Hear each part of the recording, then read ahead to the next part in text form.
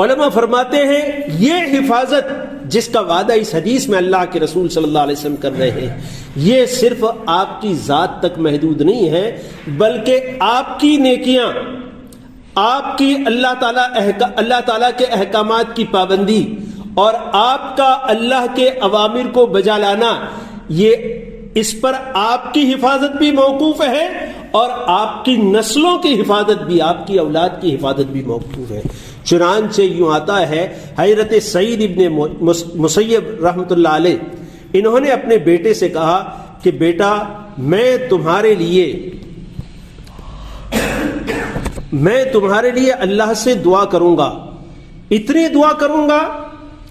کہ اللہ تعالیٰ تمہاری حفاظت کرے، اللہ تعالیٰ تمہاری حفاظت کرے، اس طرح کی میں تمہارے لیے دعا، تو یعنی تمہارے لیے دعا کرنے میں میں کثرت کروں گا یہاں تک کہ تمہاری حفاظت ہو جائے۔ اور آگے پھر وہ آیت انہوں نے ارشاد فرمائی،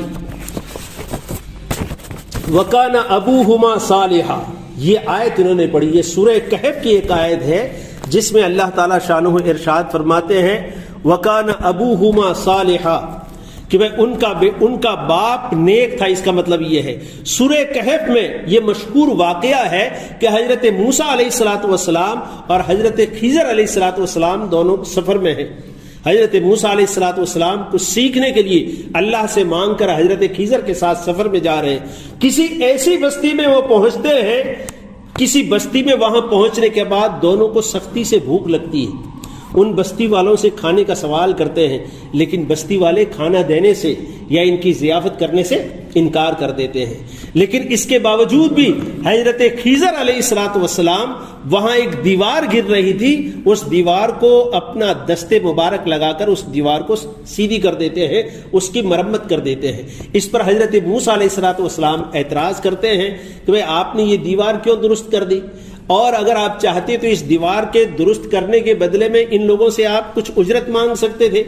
جس سے ہم کھانا کھا سکتے تھے، یا کم سے کم کھانا ہی مانگ سکتے تھے آپ ان سے کہ بھئی ہم کو کھانا کھلا دو تو ہم اس دیوار کو درست کر لیں، لیکن آپ نے ایسا نہیں کیا۔ تو اس پر حضرت خضر علیہ الصلوۃ والسلام نے ارشاد فرمایا،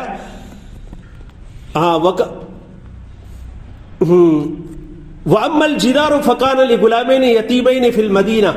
کہ بھئی یہ دیوار جو ہے دو یتیم بچوں کی دیوار ہے،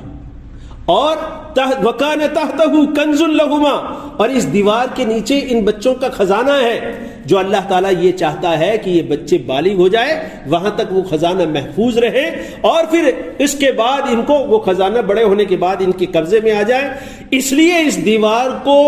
درست کرنے کا حکم اللہ کی طرف سے ہے، میں نے اپنی طرف سے اس کو درست نہیں کیا۔ اس میں یہ آخری لفظ ہے وَقَانَ أَبُوهُمَا صَالِحًا، اور یہ سارا حفاظت کا انتظام اللہ نے اس لیے کیا، کیونکہ ان کا باپ نیک آدمی تھا، ان کا باپ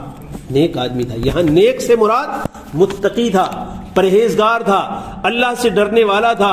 اللہ کے حکموں کو پورا کرنے والا تھا، یہ مراد ہے دوستو۔ تو یہ ہے اللہ یعنی حفاظت کا اللہ کا وعدہ، صرف تمہاری حفاظت نہیں، تمہاری نسلوں تک کی حفاظت کا اللہ کا وعدہ ہے، اگر آپ اللہ کے اوامر کو، اللہ کے احکامات کو اس زندگی کے اندر آپ بجا لاتے ہیں، اسے پورا کرتے ہیں، اس کی حفاظت کرتے ہیں، اللہ تمہاری بھی حفاظت کرے گا اور تمہاری نسلوں کی بھی حفاظت کرے گا۔ ایک دوسری روایت کا ایک لفظ ہم نے پڑھا تھا جس میں یہ ہے کہ بھئی راحت کے موقع پر آپ اللہ کو یاد کریں، تکلیف میں، مصیبت میں اور پریشانی میں اللہ تعالیٰ تمہارے کام آئے گا، تمہارا اللہ ساتھ دے گا۔ اللہ تعالیٰ ان باتوں کو ہم عمل کرنے کی، اس کو سمجھنے کی اللہ تعالیٰ ہم تمام کو توفیق عطا فرماوے۔ وآخر دعوانا ان الحمد للہ رب العالمین۔